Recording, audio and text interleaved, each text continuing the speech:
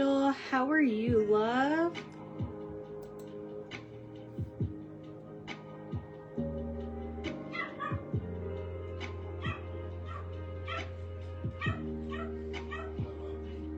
I'm gonna give it about 5 minutes, so at 2:05 we're gonna go ahead and get started. And we are going to pick up right where we left off on part 1, which was kind of towards the butt end of page 16 going into page 17. Basically in soul retrieval, you know, and go from there.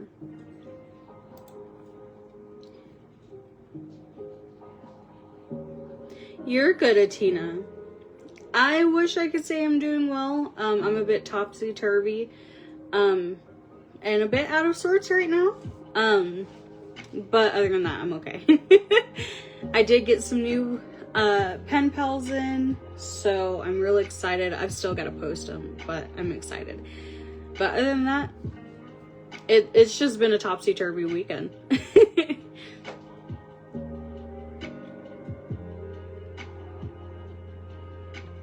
But other than that, I hope everyone's having a really good day.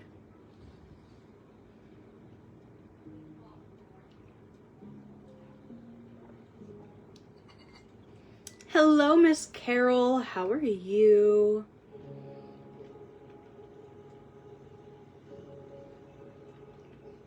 Again, we're going to get this party started at 2:05.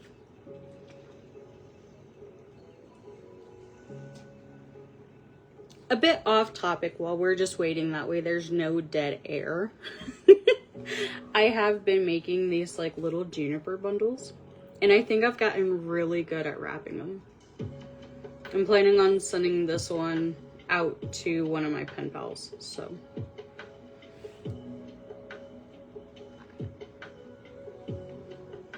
Yeah. Anything to represent our culture, I am more than happy to do.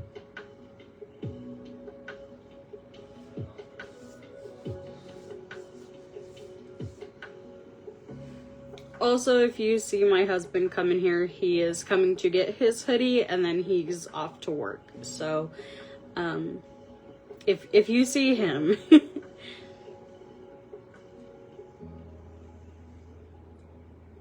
I gotcha, love.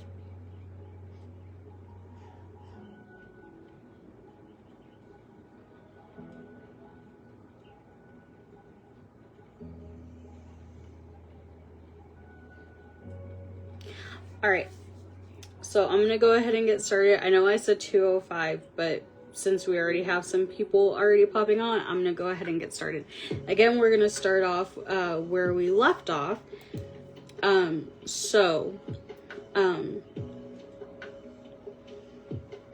What we were talking about in the last one is in soul retrieval, these parts often appear as very old, informal, or symbolic. So a little context to what we were talking about. We were talking about the karmic or the past life soul or the timeless soul or the other selves. And so these parts often appear as very old, formal, or symbolic. And you may need to break contracts or release old karma before they can return to you. How soul fragmentation happens during this time is you gotta think about it as soul fragmentation is not a flaw. It is a survival mechanism, and it occurs when the experience is too overwhelming to integrate. The environment is unsafe for authenticity, and the soul must split off a part of itself to protect the rest of it. The common triggers, again, as I've explained a lot in part 1, and again in part 2, we'll go over more of it as well. The common triggers for this is sudden shock or violence, childhood neglect, disowning parts of self, such as shame, identity, or truth, and prolonged fear, powerlessness, or even grief. Spiritual rupture For example, this is after a physical attack, a haunting, or a curse. And of course, generational and ancestral trauma as well. So each time you abandon or lose a part of yourself to survive, it goes somewhere and it does not vanish. It just waits for you to come back and get it. So where does the soul parts go? Well, if you remember back to part 1, I, started to kind of give you an idea of where they went. But I don't think I gave you the symbolic meanings of why they went there. So, say your soul fragment goes into a forest or a cave-like area or place. The symbolic meaning of that is a hidden memory or childhood innocence, and that is why it is stored there. A mirror world is the shadow self or unintegrated identity. A cage or a prison is trauma or a repressed part. Underwater is emotional suppression or grief. Ancestral realm is family pattern or inherited wound. A dream realm or a void is family pattern or inherited wounds. I'm so sorry. I reread that. My bad. A dream realm or void, disassociation or astral loss. Held by an entity that is interference or a stolen soul energy. Some parts also may, like I said in part 1, some parts may refuse to return to you until the safety that you have is rebuilt, until the body is ready, the forgiveness or grief is processed, and the past contract is broken. Now, one thing that I did not talk about in part 1, and I might contradict myself because I don't quite remember everything I said in part 1, so I might contradict myself a little bit. But I don't think it's talked about enough. And I've had this conversation with a very bright-minded witch. I do not think that it is talked about enough when we talk about forgiveness. Now, what I mean by that is a lot of people think that we should forgive and forget. But I don't think that should be the case. For me, I think it should be more along the lines of we can forgive that it happened. And we can accept that it happened. But that doesn't mean that let me rephrase that entirely. We can accept that something happened. And we can move through it. But that doesn't mean that we have to forgive it. But when it comes to this part of practicing, when you are trying to reclaim yourself to your fullest self, if you will, a lot of the times it's a lot harder. And this is the hardest part of any practice. It's a lot harder when you are doing something like this because a lot of the times that piece won't come back unless you do forgive it in some type of way. And so it's crazy to think that a lot of the times, and a lot of people, they won't get this part of their soul back in this lifetime. Sometimes it'll take 2 to 3 lifetimes before, their person or their vessel is ready to forgive that part of themselves. I could be wrong, but I believe it was one of our crones that did a witch's wound. I want to say it was Crystal, and I want to say that she was saying that sometimes those witches' wounds, they will carry on over into the next life. And this kind of builds on into that too, because of the fact that it'll take, think about it kind of like a generational trauma, if you will. Sometimes it takes that right vessel or that right person to be able to forgive it, to move through it. That way you can accept it back. I hope that makes sense. Does that make sense? I hope that makes sense.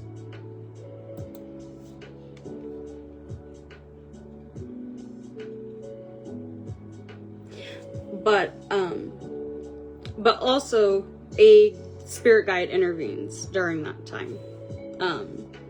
When it comes to some parts may refuse to return. So how do you know which layer you're working with? It kind of depends. There are certain clues to figure out which one that you are working with, such as the clue, their reoccurring dreams and altered times. The possible soul layer for that one is a spirit double or a past life self. The clue for a childhood version of you, the possible soul layer is emotional or shadow soul. New thoughts or behaviors is mental or identity layer. Ancestral voices or grief is a lineage soul. Sacred or divine themes is a core soul or higher self. And you'll often feel the shift when a soul part comes home, such as emotional rising like a tide, sudden insight or memory, a sense of warmth, relief, or rightness, tears or trembles followed by peace. Now, I vaguely remember mentioning this and remembering telling you guys that one of my spirit guides is a spider, and this is why. I have worked very closely with said spider, and it is crazy, and this is why. Because a soul is like a web. It is not a stack. It is not linear. It is very broad. Think of it like an ecosystem or a living consciousness woven through your mind, body, spirit, ancestor, timelines, guides, and even your own magic. So each soul part is alive with its own memory, its own feelings, story, and desire. And the soul retrieval means that becoming a weaver of your own essence again. So let's look at some practices, methods, tools, journeys, and symbolic reunions that might expand just a little bit. So, again, every soul fragment is unique. Some may return easily, others may hide and resist and test you, or, carry those heavy memories. And again, you've got to be the healer, negotiator, and spirit walker and storyteller. The method you choose is not a one-size-fits-all formula. And what follows is a ritual map of several retrieval styles, each suited to different needs and levels of experience.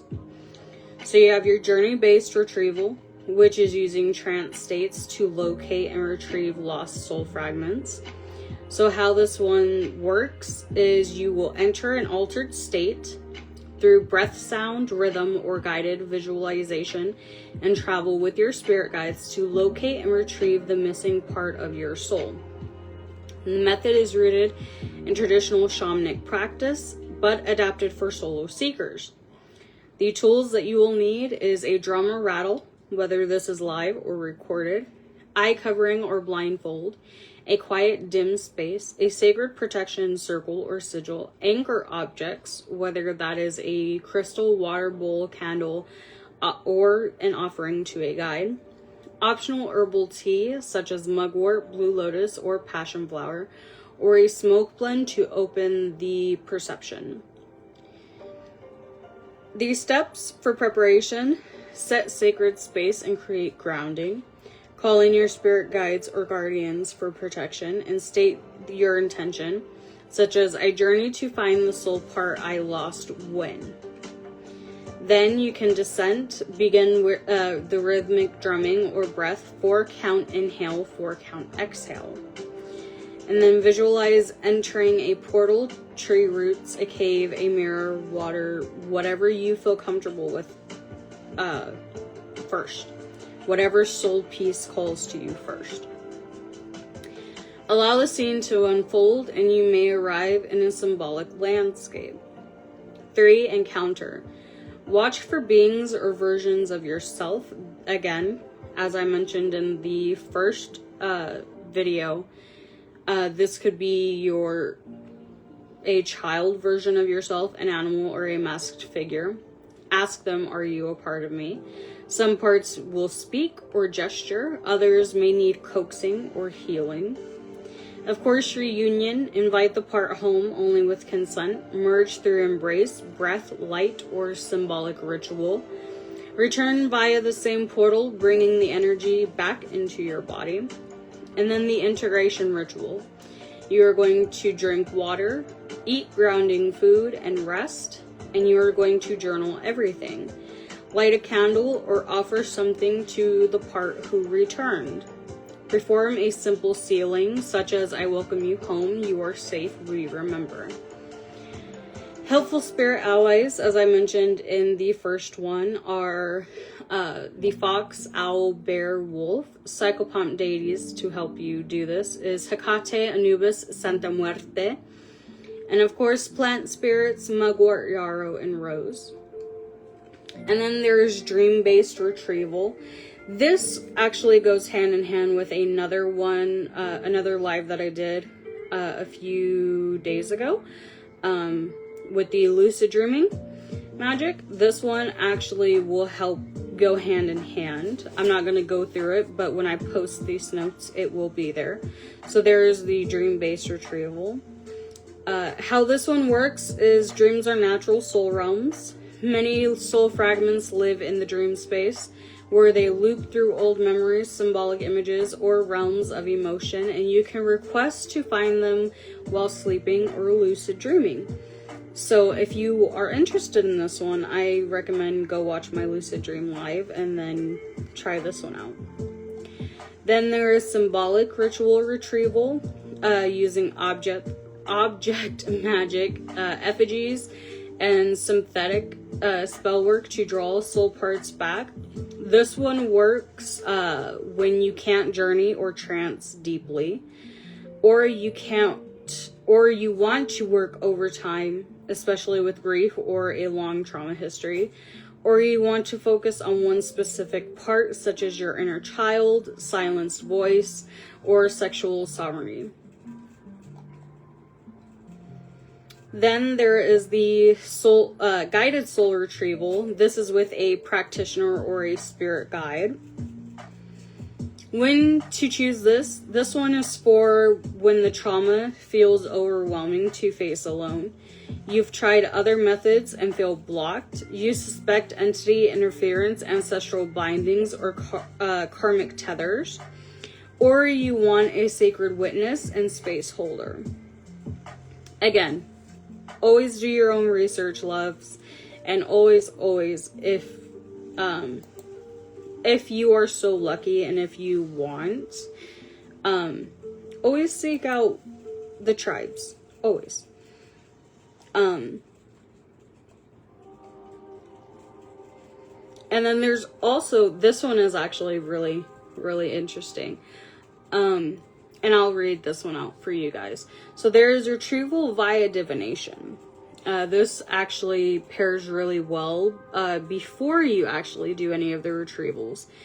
So retrieval via divination, this one is often used to locate the origin of soul loss, identify the nature of the fragment, and determine whether something is ready to return to you. So the tools for this are, obviously your tarot, oracle, runes, pendulums, scrying mirror, or bowls, or a spirit board for advanced and protected use only. And of course, only if you guys are comfortable with it. So, there's that. Hi, Ronnie. So, for example, if you were using a tarot spread, I call this the fragment and the path.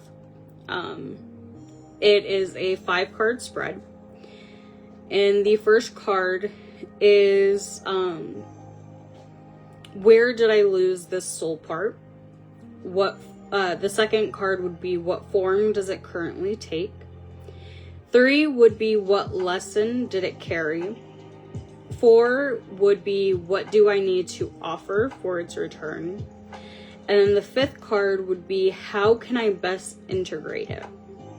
You can use the reading to guide a follow-up ritual or a journey as well.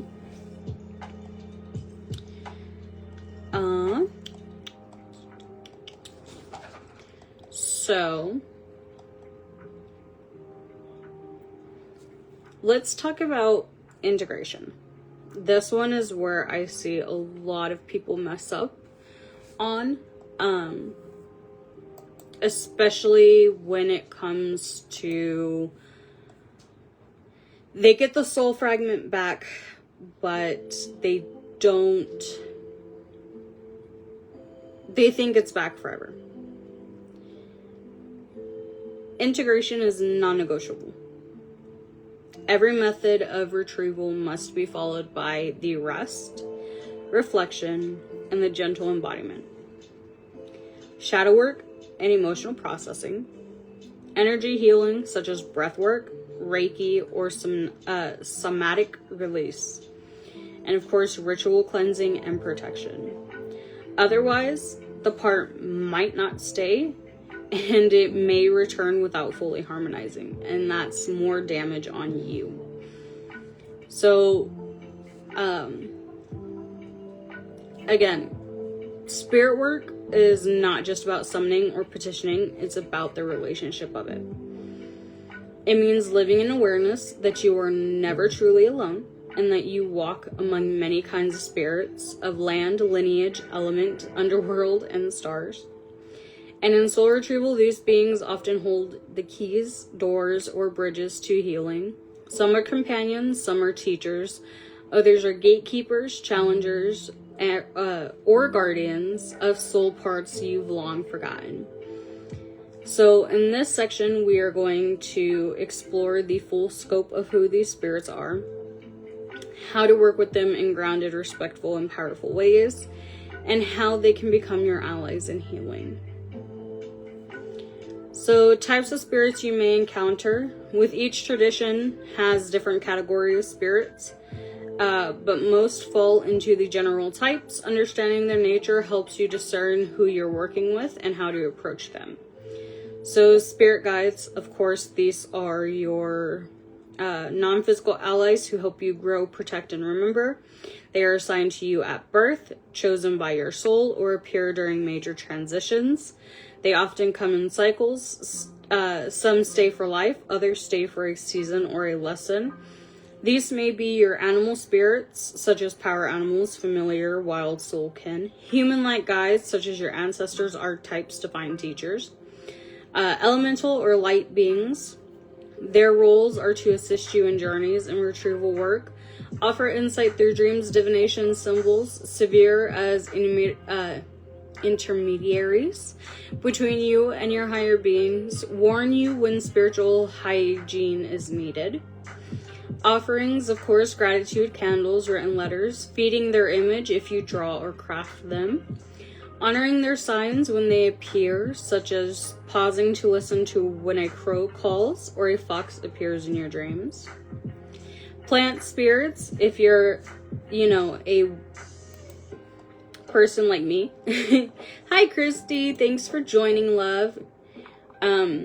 You work with plant spirits as well. These are conscious essence of plants that heal, guide, and teach. Plants are not just physical allies, they are spirits with a memory and voice. Some have chosen to partner with spirits for healing, protection, and soul work. Some common soul retrieval allies are mugwort, lavender, rosemary, yarrow, and blue lotus. You can work with them through infusion, teas, and smoke offerings. Under pillow or bath sachets, meditating with plant allies, asking, "What do you wish to teach me?" Keeping a journal of what each plant reveals during your soul work. Offerings, of course, are water, compost, spoken song, and returning their clippings back to the earth. Animal spirits, of course, are totemic, wild, or ancestral animals who walk beside you. Animal spirits often guard, guide, or even house soul parts. They embody primal wisdom and instinct. They appear in dreams, trances, and rituals. In nature, repeatedly, symbolically, as your guide during retrieval journeys. Common allies are the fox, bear, deer, wolf, and snake. They help you lead you to the hidden parts of yourself, defend you in the spirit realm, and offer medicine, qualities you need to reintegrate. Offerings to them are art, wearing their image, leaving food in their name, movement, or dancing to their energy. Ancestors and beloved dead, these are your bloodline, affinity, or soul family spirits who walk beside you. Not all ancestors are biological. Some are spiritual kin or chosen dead who claim you. These types are your blood ancestors, cultural ancestors, affinity ancestors, and the beloved dead. Why they matter is because many soul wounds are ancestral wounds. Your ancestors often hold or guard soul pieces until you're ready. And they protect and intercede on your behalf in spiritual negotiations. Offerings to them are ancestor altars, of course, with food, water, smoke, and photos. Storytelling, remembering, lighting candles, healing ancestral trauma through your own body as well. Of course, you have your entities, saints, deities, and spirits of the divine realms. These spirits are larger than life, archetypical, mythic, and cosmic in scale. They appear when you are stepping deep into your shadow work. A soul wound relates to power, identity, or vows. You carry past life ties to temples, lineages, or divine oaths. Your life path includes sacred service or magical reclamation. Deity types often found in soul work are your psychopomps, such as Hecate, Anubis, Santa Muerte, and Mercury. Your underworld rulers, Persephone, Hades, Hel, and Ereshkigal, Ereshkigal. Your healers, which are Brigid, Isis, Scamet, and Freya. Warriors, Ares, Kali, and Athena. Your reweavers, which are the Inanna, Spider, Grandmother, and the Fates. These spirits, or these beings, often help you locate soul parts in dream realms, break past life contracts, face fear, shame, and death transformation wounds. And of course, offerings are sacred symbols, devotional acts, poetries, altars, silence, service, you name it. Then we have the land spirits in genus Loci. It's alright, Carol. These are your spirits of place. Of course, we've gone over them, which are your hills, rivers, forests, crossroads, ruins. Every land has a consciousness, memory, and guardians. How they affect your soul work. Some parts may anchor to the land where the trauma occurred. Local spirits may hold soul fragments for safekeeping. Land spirits may offer protection or challenge until honored properly. Offerings to these land spirits are clean water, food, biodegradable gifts, care of the land, and acknowledgement. Unique spirits and interfering entities. These ones are a real pain in the behind. Some spirits are not guides or allies, but unresolved beings, including the earthbound dead, spirits of trauma sites such as haunted places, Entities created from neglect, abuse, or psychic attacks, and parasites or spiritual attachments formed from soul wounding. These spirits are not inherently evil, but they may feed on pain, fear, or trauma. How to discern these spirits is you may feel drained after a guide speaks, repeating nightmares or obsessive thoughts or unexplained illnesses. A spirit offers help, but feels very controlling, deceptive, or angry, and you are told to give power and not reclaim it. Some protections against these spirits are clean energetic hygiene, such as smoke baths and shieldings, working with a guardian or a deity for clearing, banishing or boundary setting rituals, cord cutting, and reintegration of permission. So, how do you build a spiritual relationship? Of course, always start with consent and clarity. Always ask, do you come in truth, and may I speak with you? State who you are and why you're reaching out. Consent is key for you and the spirit. And don't pressure or manipulate beings to appear or speak. Learn their language. This one is so very not talked about very much, but it is so important. Learn their language. Spirits often communicate through symbols, whether that's animals, songs, numbers, objects, or appearing repeatedly. Dreams or sudden thoughts, visions, feelings, or pressure on the body, divination tools such as a tarot or pendulum. But it's best to keep track of their patterns and keep a spirit journal. Trust your intuition, but verify with divination always, in dreams or other guides. And of course, make offerings and please keep your promises. Offerings build trust and oh my gosh, I can't speak today.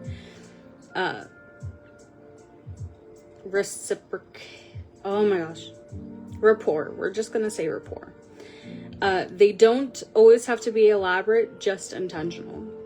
So of course, a candle lit with a whispered thanks, a poem drawing in their name, tending to a plant they favor, or donating to a cause that reflects their values. And of course, never promise an offering you don't intend to keep. These spirits will... Spirit relationships are really built on integrity. Of course, stay protected and discern carefully. Not all spirits want what's best for you. Just like humans, some are manipulative, fragmented themselves, or just lost. Some signs of a trustworthy spirit honors your no. Encourages sovereignty, not dependence. Their energy feels empowering and not draining. You feel clear, not confused after interactions. Protection tools are, of course, warding, such as salt, sigils, iron, stones like obsidian or black tourmaline. Banishing rituals or cord cuttings, spiritual guardians, or daily spiritual hygiene, such as aura, brushing, cleansing sprays, or shielding meditations. Keep the relationship living. Spirit work is ongoing. Like any other relationship, it requires listening, showing up, apologizing when you know you've messed up, and being open to change. And sometimes knowing when to say goodbye.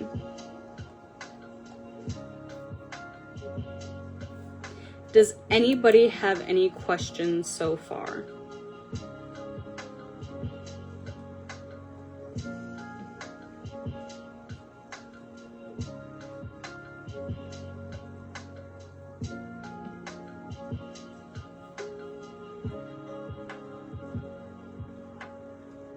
Because we are about halfway there. We are on page 37 of 53.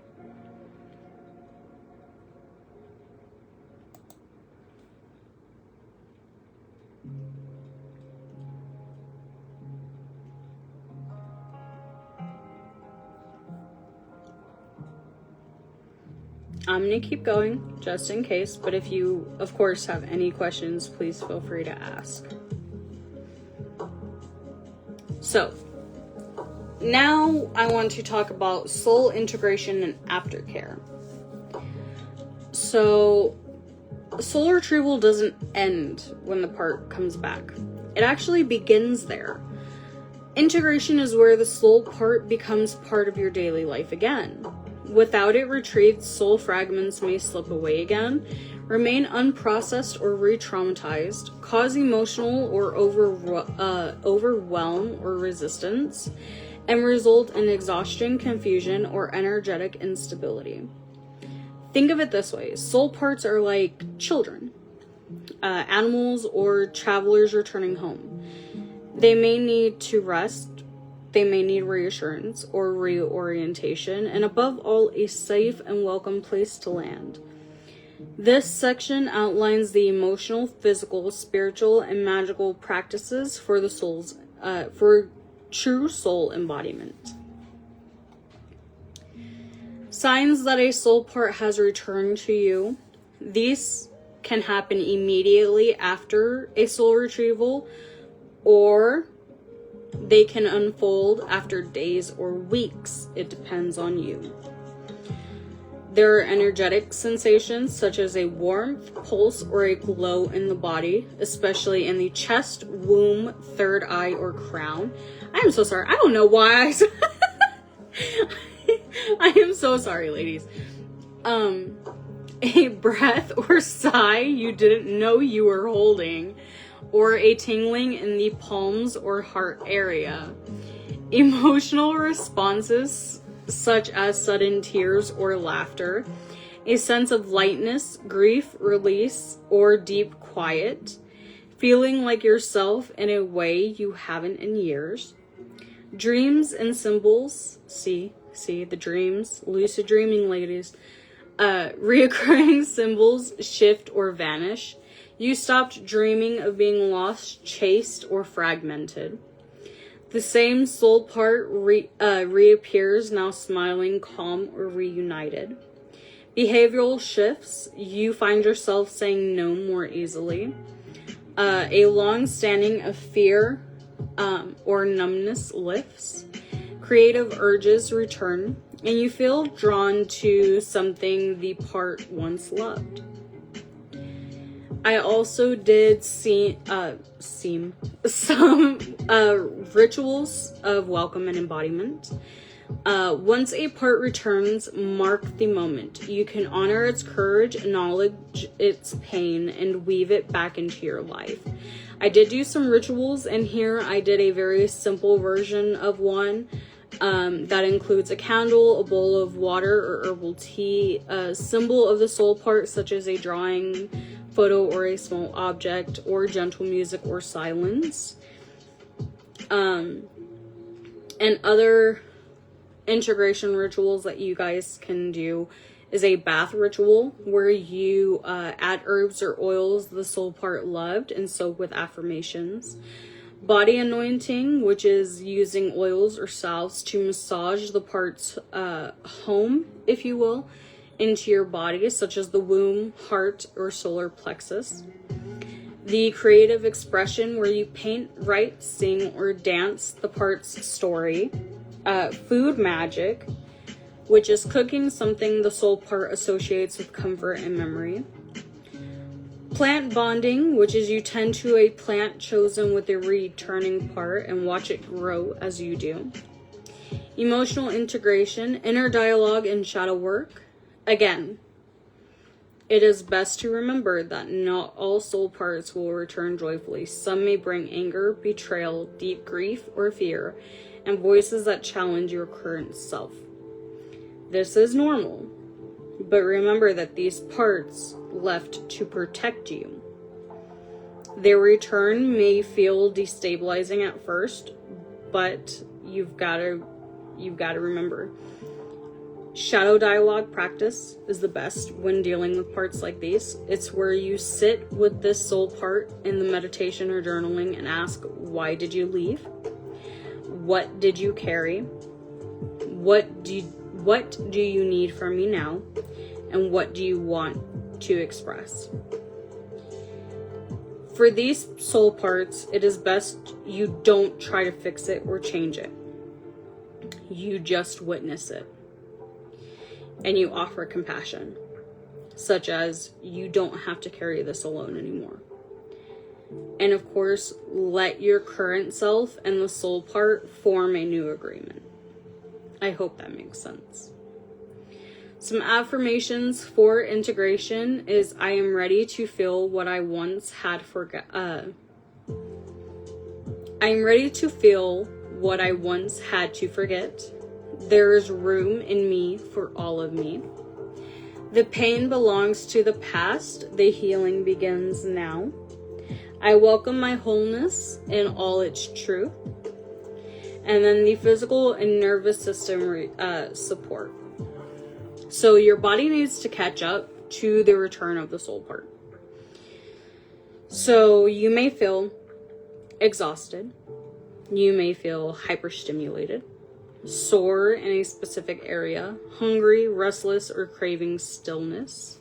And it's best to do grounding practices when this happens, such as walking barefoot, hugging trees or working in soil, salt or clay baths, and warm foods such as soups, teas, and it's always best to stick to root vegetables. Root vegetables being beets, potatoes, things like that. Of course, some somatic integration, breath work, which is a 4-7-8 or box breathing, shaking or light dance, lying on the floor with a heavy blanket. A deep pressure equals safety and helps it integrate a bit easier. Or a self-touch, a hand on the heart and belly, tapping gently. Kind of like you're soothing a baby, if you will. Herbal and supplement support. Lemon balm is a wonderful one for this one because it soothes and relieves anxiety. Of course, always check with your doctor first, please. Ashwagandha, which is nervous system stabilizer. Tulsi, which is spiritual integration and an immune booster. And magnesium, which relaxes the body and supports sleep. Of course, always research for safety, especially with medications or health conditions. So, how do you maintain the wholeness, or just stay whole? You don't have to hold on to the part. You build a life that it wants to stay in, if that makes sense. So, integration maintenance is, of course, regular check-ins. Sort of like checking in with yourself already. Like, how are we doing? Why is this hurting, but this isn't? Why? Things like that. Boundaries, such as if a part was lost to people-pleasing, we may want to reinforce our no. Or create new routines that align with what that part loves. Such as if you're a foodie, you may want to indulge a little bit, If they brought creativity, grief, joy, or rage, make a space for it. Do you need your jacket, honey? Yes. Here you go. Thank you. I love you. I love you. Please be safe at work. You may also have a spirit ally support. So ask your guides to help anchor that part's energy through, such as a dream space, an altar object, or a sigil of wholeness. Offer something to the part each full moon as a reminder of they're still welcome. When things feel off is a big one, especially in the beginning. So not all integration is smooth, and here's how to recognize some common issues and respond gently. The symptoms, the possible cause, and what to do in these case scenarios. So if the symptom is mood swings, old triggers resurfacing, the possible cause is a part returning with pain or protective patterns. And what you may want to do is shadow journaling, breath work, therapy, or a guide support. If the symptom is nightmares or chaos dreams, and the possible cause may be the fragment trying to reintegrate while you sleep. What you may want to do is dream clearing with mugwort or salt water under your bed. If you have sudden fatigue or disorientation, you may have your nervous system adjusting to the change. You may want to eat grounding foods, nap, or spiritual cleansing. If the symptom is rejection of the soul part, the possible cause is internal resistance or parts in conflict. And what you may want to do is dialogue, self-compassion, rituals to rebuild that trust.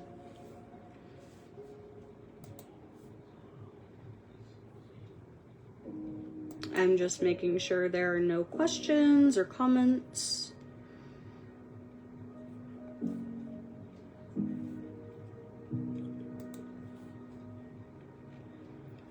So, ritual sealing and wholeness anchoring. So once a soul part feels settled, you may perform a final anchoring. This is where you light a final candle and say, the thread is woven. This home is made, we are one, we remember, we rise whole. Then you create or charge a talisman, charm, or crystal that holds the energy of the wholeness. You can wear or keep it near you for future soul strengthening. Integration is a way of life. Soul retrieval, again, is not a one-time ritual. It is a lifelong of weaving, which is why it is so... why you will always hear me say it is like a spider web. But every act of boundary, love, rest, creative expression, emotional truth, and spirit-led leaving is part of you becoming whole. You don't become someone new, you become more fully yourself. So the long-term practice, pitfalls, and maturity, if you will. Soul retrieval, again, is not a single spell or healing. It is a pathway of remembering. A continuous spiral of becoming. The work doesn't end when the fragment returns. It just deepens. In this final section, we will focus on how to evolve your practice over the years when doing this, how to recognize deeper initiations and new layers of return, common traps and illusions, what real soul embodiment feels like, living as a whole spirit-connected human in a fragmented world. So, many people expect healing to go such as wound, ritual, return, relief, wholeness, done. But in truth, it's a spiral. The deeper you go, the more you uncover. Each cycle brings you new memories, new parts, new power, new grief, new soul lessons. And that's okay. You will revisit the same themes, but from a new layer each time. And you will meet old soul parts you thought were healed, and now they're ready for more healing. But that's growth. So, signs you're maturing in soul and spirit work. 1, you no longer fear your shadow. You just meet it. 2, you feel your wounds not as flaws, but as initiations. 3, you recognize trauma patterns in others without judgment. 4, you don't chase that part, you invite it. 5, you feel at home in your body when you, even when it trembles. 6, you understand when not to open your spiritual doors. 7, you embody your guide's teachings instead of constantly asking them what to do. 8, you stop explaining your path to people who aren't meant to understand it. And 9, you start becoming a guide yourself. First to yourself, then perhaps to others. So 3 long-term practices to deepen your path. These anchor and sustain the soul embodiment across years and even life phases. Of course, monthly and seasonal self-soul check-ins, pull cards or journal. New moons and full moons are going to be your best friends. The new moons are a time for introspection, dream retrieval. Full moons are ideal for anchoring and empowerment. Evolving your soul altars. Refresh symbols, offerings, and colors as your soul shifts. Include items gifted from soul retrieval, such as stones, dolls, poems, art. Add a anchor object, something that keeps you rooted during future soul storms. Ongoing spirit relationships. Visit your guides even when you don't need them. Ask, what do you see in me now that I do not yet see? Honor your plant and animal spirits by tending to the earth, creating or sharing wisdom. Body-centered practices such as movement medicine, such as dance, somnatics, martial arts, yoga. Self-touch and nervous systems care. Celebrating your body as a temple of return, the place where your soul chooses to live again and again. Common pitfalls and how to avoid them. Even advanced practitioners can fall into these spiritual traps, so here's a few to watch out for. There is a thing called fragment chasing. This is where you are constantly singing new parts without integrating the last part that you had. The remedy for this is you need to rest, embody, and create, and let the healed part live in you before seeking out the next. You have your spiritual bypass. This is using spirit work to avoid pain, grief, anger, or the physical world. The remedy for this one is do your shadow work, stay in your body, and grieve when it is time to grieve. The third one is rescuing others too soon. So this one is trying to heal or retrieve parts for others before fully tending to yourself. The remedy for this is focus on becoming whole enough to hold and lead by example, not by force. Avoiding the void. This one is fear of silence, rest, stillness, or nothingness after a retrieval. The remedy for this one is to learn to sit in the space between selves, and that is where your new soul roots will begin to grow. Soul maturity and sacred responsibility. As you deepen into soul retrieval and spirit work, you gain power. But power means, of course, as we all know, responsibility. So you need to ask yourself regularly, am I respecting the spirits I work with? Am I discerning or projecting? Am I willing to be wrong and to learn? Am I tending to my body, not just my magic? The most powerful witch, healer, or walker between worlds is not the one with the most visions. It is the one who can sit with a crying soul part and say, you are still worthy even now. Becoming a keeper of the soul web. At some point, soul retrieval becomes less about fixing yourself and more about walking with others. Maybe as a practitioner, maybe as a parent, artist, listener, or simply a being of heart, you become an ancestor who broke the pattern. The weaver who mended the thread, a bridge between seen and unseen, and the one who carries the light even when it flickers. You become whole, not perfect, but present. And your wholeness, others remember how to return to themselves too.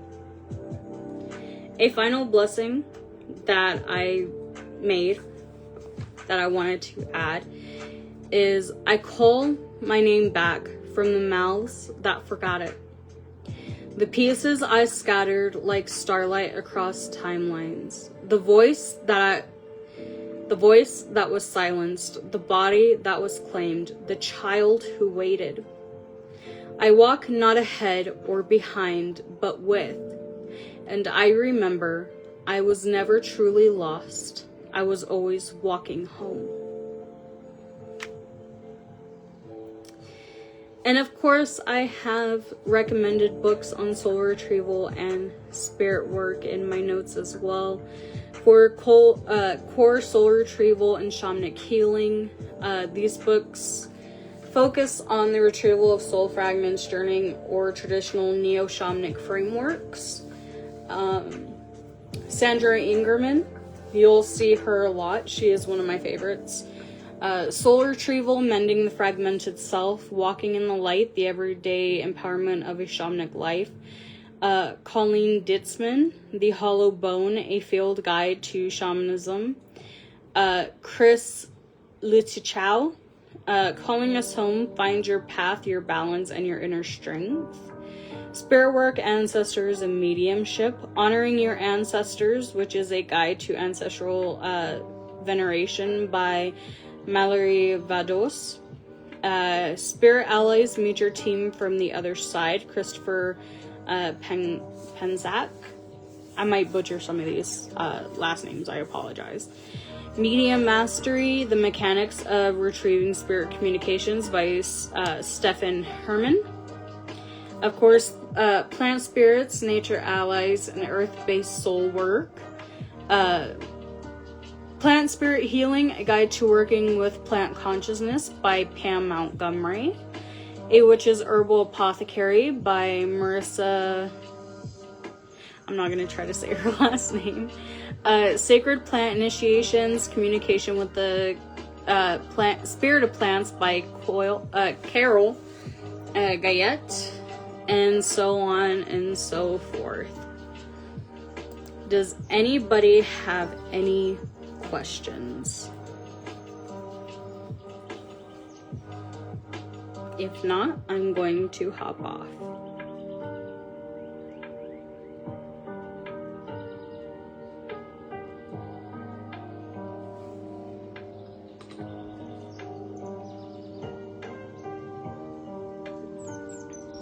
Thank you, Christy.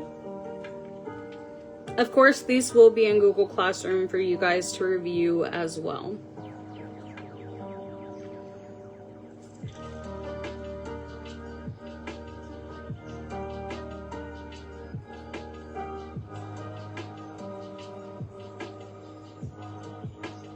I'm glad you enjoyed it. And again, I'm so sorry it took like so long. It was not my intention.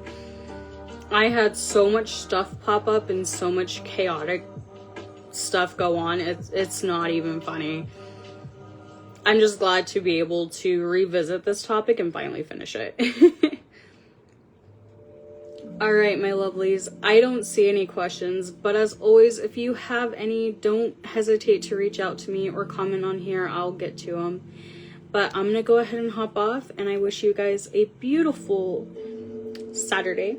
The rest of your Saturday evening. Blessed be, ladies.